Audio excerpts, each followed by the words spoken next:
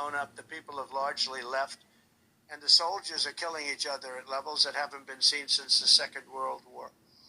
So we'll have to get that one straightened out, too. That's a tough one. Much tougher than it would have been before it started, I can tell you that. The deal could have been made just by an average deal maker. Deal could have been made on that. So thank you all for coming. We'll take a couple of questions. Yeah. Go ahead, please. President, thank you. I wanted to touch on the world on fire that you mentioned, but let's start, if we could, with your references to Greenland and the Panama Canal, so forth. Can you assure the world that as you try to get control of these areas, you are not going to use military or economic coercion? No. Can you tell us a little bit about what your plan is? Are you going to negotiate a new treaty? Are you going to ask the Canadians to hold the vote? What is the strategy? Yeah, I can't assure you. You're talking about Panama and Greenland. No, I can't assure you on either of those two. But I can say this. We need them for economic security.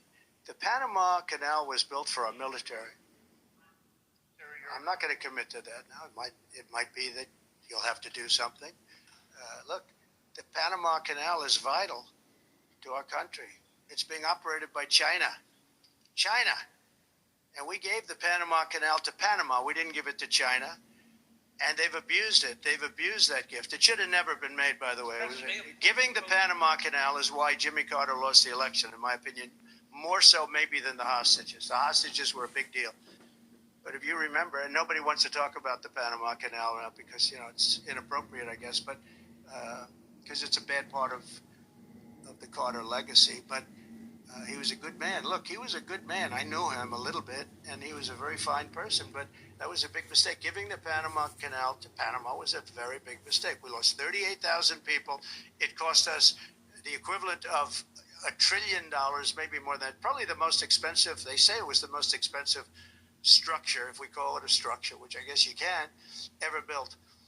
And giving that away was a horrible thing. And I believe that's why Jimmy Carter lost the election, even more so than the hostages. Those two things.